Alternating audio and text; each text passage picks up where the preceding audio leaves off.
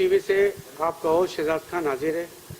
नाज़रीन, आज आपकी मुलाकात मुल्क के मारूफ रिसर्चर्स एंड रीजनल प्लानर और पाकिस्तान की सियासत पर बड़ी गहरी नज़र है इनकी, और एडमिनिस्ट्रेटिव इक़दाम जो गवर्नमेंट उठाती है उस पर भी बड़ी निगाह रखते हैं ये। और आज हम उनसे मालूमात करेंगे कि पाकिस्तान के अंदर 2008 के बाद पार्लियामेंट ने एक तरमीम की थी, 18वीं तरमीम की थी। उस 18वीं तरमीम से अवाम को कितना फ़ायदा हुआ उसके बारे में हम सैयद डॉक्टर नवाजुल हुदा साहब से आप राय लेंगे और मालूमात करेंगे उससे कितना फ़ायदा हुआ अवाम को। हाँ डॉक्टर साहब, आप जरा बता। जब इलेक्शन सही नहीं होता तो इसका मतलब यही है कि इलेक्शन के अंदर जो गिरोह ताकतवर है वो आपके ऊपर आ जाता है और अपनी मर्जी से तमाम हुक्मरानी के मामले चलाता है। तो कराची सिंध में बिलखुसूस, यानी कि पंजाब में एक इशू इतना बड़ा नहीं है, साउथ पंजाब का और नदन पंजाब का, जितना बड़ा इशू जो है वो सिंध के अंदर जो है वो अर्बन सिंध और रूरल सिंध का है। मेयर्स और डिस्ट्रिक्ट काउंसिल के चेयरमैन आए दिन ही बयान देते हैं कि हमारे पास अख्तियार नहीं है, वो फंड की कमी है। इसकी क्या वजह है? क्या अख्तियार की मुंतकली की वजह है? क्या वजह है? देखिए, एक जो दो नंबर 1 के मुशर्रफ साहब का जो बलदियाती निज़ाम था, पाकिस्तान की हिस्ट्री में पहली मरतबा आवाम को इख्तियारात मिले थे। हिस्ट्री में पहली मरतबा पाकिस्तान में जो है कॉलोनियल सिस्टम ख़त्म हुआ था, यानी कि इस एंड से के कमिश्नर्स ख़त्म हो गए थे। लफ्ज़ कमिश्नर्स जो कि कॉलोनियल सिस्टम की पहचान है उन्हें ख़त्म करके वहाँ पर वो नाजिम लेकर आए थे और उन्होंने एम्पावर किया था।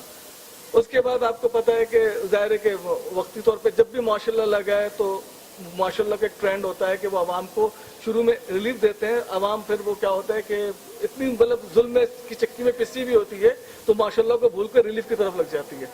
तो वो रिलीफ मुशर्रफ के वक्त में मिला, एक एम्पावर लोकल गवर्नमेंट सिस्टम आया जिसके नतीजे में आपको जो है वो तरक्याती काम भी नज़र आए कि 2007 के अंदर इसमें एक यूएन फंडेड ऑर्गेनाइजेशन ने सर्वे किया था, तो उसमें 67% लोगों ने जो है वो लोकल गवर्नमेंट सिस्टम को पसंद किया। अच्छा, उस लोकल गवर्नमेंट सिस्टम को देखेंगे तो जाहिर है कि उस वक्त जो मामला थे, यानी कि रिकंस्ट्रक्शन ब्यूरो ने जो चीज़ें बनाई थी उसमें यही था कि सूबाई खुद मुख्तारी से ज़्यादा वो डिस्ट्रिक्ट की खुद मुख्तारी के ऊपर फोकस किया गया था। लेकिन एक मतलब मुशर्रफ साहब को जो है पॉलिटिकल सपोर्ट चाहिए थी, तो उस पॉलिटिकल सपोर्ट में वो जो निज़ाम पाकिस्तान में इंट्रोड्यूस किया गया था वो आहिस्ता जो है वो भी जो खुद मुख्तारी से निकल कर जो है गुलामी के अंदर चले गया। फिर 2008 के अंदर जब पीस पार्टी की हुकूमत आई 2010 तक उन्होंने जो भी पीरियड मुकम्मल किया, उसके बाद उन्होंने पूरे सिस्टम को लपेट दिया। नवाज शरीफ साहब ने जो है मुशर्रफ की नफरत में उसे लपेट दिया। तो इस तरह से पाकिस्तान में जो एक आवाम में आज़ादी की एक सांस पैदा हुई थी वो मुशर्रफ दुश्मनी में जो है वो ख़त्म कर। तो अभी हाल ही में इमरान खान ने बयान दिया था कि 8वीं तरमीम से जो है वो निचली सतह पर अख्तियारात मुंतकिल नहीं किए सूबों ने। क्या बात सच है? ये बात बिल्कुल सच है, लेकिन इसमें सबसे अहम मसला आप इमरान खान साहब से पूछें कि 2008 से 13 से लेकर 18 तक केपी में इनकी गवर्नमेंट थी, इन्होंने क्या इख्तियारात दिए? क्या इन्होंने अपने यहाँ पे यूसी नाजिम को या काउंसिलर को इख्तियार दिया कि वो रेवेन्यू कलेक्ट करे? क्या इन्होंने रेवेन्यू खर्च करने का इख्तियार दिया? कुछ भी नहीं दिया। ये काउंसिल बना देने से 10 लोगों के काउंसिल बनाने से मसले का हल नहीं। मसला का हल ये है कि जहाँ पर मसाइलें हल करने वाला भी वहाँ पे खड़ा हो, तो ये खुद उन्होंने नहीं दिया। पहले इनकी जो पजीराई मिली थी वो इस वजह से मिली थी कि ये कहते थे कि जनाब स्विट्जरलैंड का निज़ाम लेकर आएंगे, यूरोप में ये अख्तियार तो उन्होंने दिए ना। क्या दिए? ये शिकायत तो कम हुई निचले लेवल पे, काफ़ी डिस्ट्रिक्ट मतलब ये डिस्ट्रिक्ट कचरा उठा रहे है उसका सरबराह सीएम, तो इससे अंदाज़ा कर लें कि जनाब इनकी मेंटालिटी क्या है। ये चाहते हैं कि पास जो है वो नीचे ना जाए, हर चीज़ हमारे कंट्रोल में हो। और इससे अंदाज़ा कर लें कि मुशर्रफ के वक्त में जब वो एम्पावरमेंट उसको ही कहते हैं कि पुलिस तक जो थी वो एक निज़ामत के मातहत हो गई थी। अब इसमें अंदाज़ा करें कि जनाब इस 2010 से जो किलिंग शुरू हुई है 2018 तक का डेटा 2009 से 18 तक दे रहे हैं, तो 10,784 मर्डर है कराची के अंदर। वो सिर्फ और सिर्फ जो मुशर्रफ दौर में जो एक एम्पावरमेंट मिली थी उस एम्पावरमेंट को जायल करने के लिए जो दो ग्रुप्स का क्लैश था उसके नतीजे में 10,784 लोग मारे गए। تو اب اندازہ کریں کہ جب ایک قربانیاں ان کی، بھائی اتنی ساری قربانیاں لینے کے بعد دینے کے بعد ایک 18ویں ترمیم ملی ہے، تو وہ کیسے وہ طاقت جو ہے چھوڑ دیں؟ 18ویں ترمیم کے بعد کرپشن زیادہ عروج پہ نہیں ہوئی کیونکہ اس کا احتساب نہیں ہوا، کوئی پوچھنے والے نہیں تھا. کرپشن کرنے والے خود صوبے کے ہیڈ تھے، ان کو کون پوچھتا؟ کئی ہزار گنا اضافہ ہوا. کیا خیالات ہے؟ دیکھیں، کرپشن کی سب سے بنیادی وجہ یہی ہے کہ یہ سارے چور دروازے ہم نے اپنا آئین میں خود کھول رکھے ہیں، اور جو مشرف صاحب نے احتساب بیورو بنایا تھا اس کے اندر سارے چور دروازے موجود تھے. تو یہ ایک بڑی عجیب بات ہے ہمارے یہاں نظام، کہ جس نظام کے اندر براہ راست عوام کے ووٹوں سے لیڈر منتخب نہ ہو، وہاں پر کرپشن ہی کرپشن. کیونکہ لیڈر بننے کے لیے اس کو پارلیمنٹیرین چاہیے، پارلیمنٹیرین اس کے پورے نہیں ہو رہا تو اس نے پیسے خرچ کرنے ہیں، پارلیمنٹیرین کو خوش کرنے کے لیے پیسہ خرچ کرنا ہے، کیونکہ اس کو براہ راست عوام کی نمائندگی نہیں ہے. تو جس کی وجہ سے یہ کرپشن آپ روک ہی نہیں سکتے جب تک کہ براہ راست عوامی ووٹوں سے سربراہ مملکت کو منتخب نہیں کروائیں گے.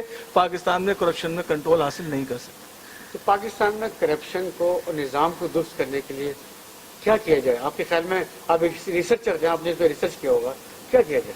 جناب، اس کے لیے یعنی کہ سب سے پہلی بات یہ ہے کہ پاکستان کے اندر جو پاکستان کا پولیٹیکل سٹرکچر ہے اس کو جو ہے ریوزٹ کیا جائے، اور ایک نیا پولیٹیکل نظام جو ہے جس میں میکسیمم عوام کی شمولیت ہو، یعنی عوام کی زیادہ سے زیادہ احساس شراکت ہو، وہ نظام جو ہے وہ رائج کیا جائے. آپ یہ ممبران کے کنسٹیٹوئنسیز ختم کر دیں، ڈسٹرکٹ جو آپ کے ہیں، ڈسٹرکٹ کے جو سربراہ ہے اس کو امپاور کریں، اور جو فیڈرل جو معاملات چلانے کے لیے ڈسٹرکٹ کے جو سربراہ ہے اس کی اسمبلی میں بنا دیں، اس کو نیشنل اسمبلی کے ممبر بنا دیں. ڈائریکٹ ووٹ جو ہے ڈسٹرکٹ کے چیئرمین کو دے لو. نہیں، ڈائریکٹ ووٹوں سے صدر بھی منتخب ہونا چاہیے، ڈائریکٹ ووٹوں سے پرائم منسٹر بھی منتخب ہونا چاہیے، اور پرائم منسٹر کی ایک لمیٹڈ کیبنٹ ہونی چاہیے 8 سے 10. ٹھیک ہے، وہ بھی براہ راست ووٹوں سے منتخب ہونی چاہیے. اس کے بعد نیچے جب آپ ڈسٹرکٹ کے نظام کی طرف جائیں تو ڈسٹرکٹ کا ناظم بھی براہ راست عوام کے ووٹ سے ہو، کونسلر بھی براہ راست عوام کے ووٹ سے ہو. جب تک آپ عوام کو مکمل طور پر احساس و شراکت نہیں دیں گے جناب، اس ملک میں تبدیلی ممکن ہی نہیں. صوبے کی جس طرح پاکستان کا NSC ایوارڈ ہے، ایسے صوبے کی بھی فائنینشیل ڈسٹریبیوشن کے ساتھ کس طرح طے کیا جائے گا؟ نہیں، یہ طے شدہ ہے، یہ طے شدہ ہے کہ جس طرح سے NFC ایوارڈ ہے اسی NFC کے فارمولے سے صوبے نے آگے ڈسٹرکٹ میں وہ اس کو منتقل کرنا ہے. لیکن المیہ یہ ہے کہ صوبہ اسے اس NFC میں تو بہت لڑ رہا ہے اپنے لیے، لیکن نیچے ڈسٹرکٹ کو دینے کو تیار نہیں ہے. تو پھر ڈسٹرکٹ والوں کو کیس نہیں کیا اس کے اوپر جب ایک سسٹم موجود ہے؟ نہیں، کیس کی صورتحال تو آپ کے سامنے کوئی ٹائم. اس کا سسٹم کیا ہے صوبے کا؟ نہیں، صوبے کا NFC تو یہی ہے کہ دیکھیں آبادی کا ایک تناسب ہے، اس کو تھوڑا سا ابھی آگے پیچھے کیا گیا ہے. اگر آپ چاہتے ہیں ملک کے اندر جو ہے امن آئے، سکون آئے، خوشحالی آئے، تو آپ ریونیو جہاں سے جتنا جنریٹ ہوتا ہے اس کی ایک پرسنٹیج سیٹ کر دیں کہ جو جتنا ریونیو جنریٹ کرے گا، یعنی کہ فرض کریں 40% آپ دے دیں وارڈ کو.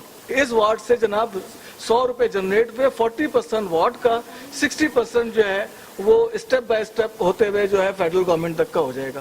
تو اب اندازہ کریں کہ اگر ڈسٹرکٹ ساؤتھ ہے، ڈسٹرکٹ ساؤتھ کے اندر کراچی پورٹ ہے، تو کراچی پورٹ کے پاس کتنا پیسہ ہوگا. ملیر ہے جس کے پاس ایک بڑا انڈسٹریل ایریا، اس کے پاس کتنا پیسہ ہوگا. ڈسٹرکٹ ویسٹ ہے جس کے پاس سائڈ انڈسٹریل ایریا، اس کے پاس کتنا پیسہ ہوگا. ڈسٹرکٹ کورنگی ہے جس کے پاس لانڈی کورنگی انڈسٹریل زون ہے، اس کے پاس کتنا پیسہ ہوگا. تو یہ ڈسٹرکٹ جب اپنے ریکوائرمنٹ کو فلفل کر لیں گے، الٹیمیٹلی یہ اپنا پیسہ وہاں انویسٹ کریں گے جو آپ کے غریب ڈسٹرکٹس ہیں. تو امپاورمنٹ اس کو ہی کہتے ہیں کہ ایک خاندان ہے، خاندان کے اندر صرف باپ ہی سب کچھ نہ ہو، باپ اپنے نیچے بیٹے بھی تیار کرے کہ یہ بیٹا بھی کمائے، یہ بیٹا بھی کمائے. تو اس میں کوئی بیٹا کم کماتا ہے، کوئی زیادہ کماتا ہے، تو وہ فیملی کہتے ہیں اس کو ہے کہ جو کم کما رہا زیادہ والا تھوڑا اس کے اوپر خرچ کر دیں. تو کس طرح کون کرے گا؟ یہ عوام کرے گی. عوام کیسے کرے گی؟ عوام ایسے کرے گی کہ سب سے اہم رول جو اس وقت وہ میڈیا کا ہے. میڈیا ایسے لوگوں کو تلاش کرے جو کہ ایڈمنسٹریٹو سسٹم کو جانتے ہیں، ایڈمنسٹریٹو سسٹم پہ کام کر رہے ہیں، اور وہ اس کے اوپر ریسرچ پیپرز لکھ رہے ہیں. ٹھیک ہے، آپ میڈیا میں ایز اے ایکسپرٹ ان کو لے کر آیا جاتا ہے جن کی ریسرچ ہی نہیں ہوتی.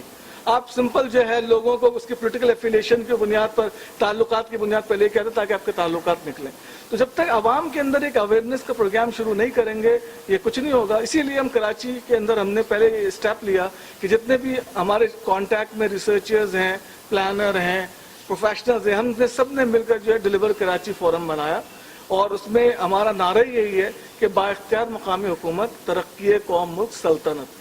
تو یہ اس نعرے کے تحت ہم لوگوں میں ایک آگاہی مہم جو ہے وہ پیدا کر رہے ہیں کہ جناب آپ کے پاس کیا ہے اور آپ کا حق کیا بنتا ہے, کس بحث شہری جو آپ ٹیکس دیتے ہیں اس میں آپ کا حق کیا ہے. تو الحمدللہ اس سلسلہ ہم نے شروع کیا ہوا ہے اور اس کے ہم نے اسٹیپس رکھے ہوئے ہیں.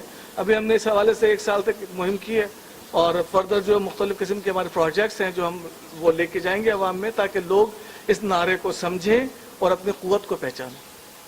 جو سسٹم ہے اس کو نئے سسٹم کو لانے کے لیے کس کو کردار ادا کرنا پڑے گا پاکستان؟ دیکھیں اس کے لیے آپ کو وہ پروفیشنلز جو پاکستان میں خدمات سر انجام دے رہے ہیں وہ پروفیشنلز آگے آئے, وہ پڑھا لکھا طبقہ آگے آئے اور اپنے ملک کو اون کرے. اس کے لیے قومی حکومت بنانا پڑے گی پھر؟ نہیں, قومی حکومت کی ضرورت ہی نہیں ہے. وہ تو دیکھیں بات پھر وہی ہو جاتی ہے کہ آپ ڈنڈے کے زور پہ نہ کریں, حکومتیں جیسے چل رہی ہیں چلنے دیں. ہم سب آپس میں ایک دوسرے کے ساتھ مربوط ہوں کہ یہ حکومت کی کارکردگی کیا ہے. اگر حکومت کی کارکردگی صحیح نہیں ہے تو ہم آپس میں ایک دوسرے کی کنونسنگ کریں کہ بھائی ہمیں ایسے لوگوں کو لے کر آنا ہے اس ملک کے اندر جن کے پاس ملک کو سنبھالنے کا ایک ایجنڈا ہو. جس کے پاس ایجنڈا ہی نہیں ہے, جن کے پاس جو ہے وہ ایک فرعونیت ہے, باپ مر گیا تو بیٹا ایک بادشاہت ہے, ملوکیت ہے, تو وہاں سے آپ کیا توقع کرتے ہیں کوئی تبدیلی آئے گی؟ یہی تو کہنے کا مقصد ہے. کس طرح تبدیلی آئے گی؟ تبدیلی کے لیے آپ کو نئے فورسز کو تلاش کرنا پڑے گا, نئے فورسز بنانے پڑیں گے.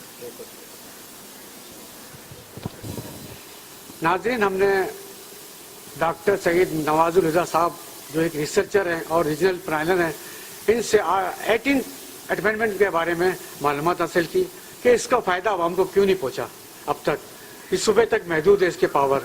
تو انہوں نے اس کچھ ہمیں باتیں بتائی ہیں, تو ہم امید رکھتے ہیں کہ گورنمنٹ اس پہ غور کرے گی, کوئی ایسا میکینزم یا ایسی کمیٹی بنا کے بٹھائے گی جو اس پہ غور و خوض کرے کہ عوام تک اختیارات کس طرح منتقل کیے جائیں. تھینک یو, شکریہ.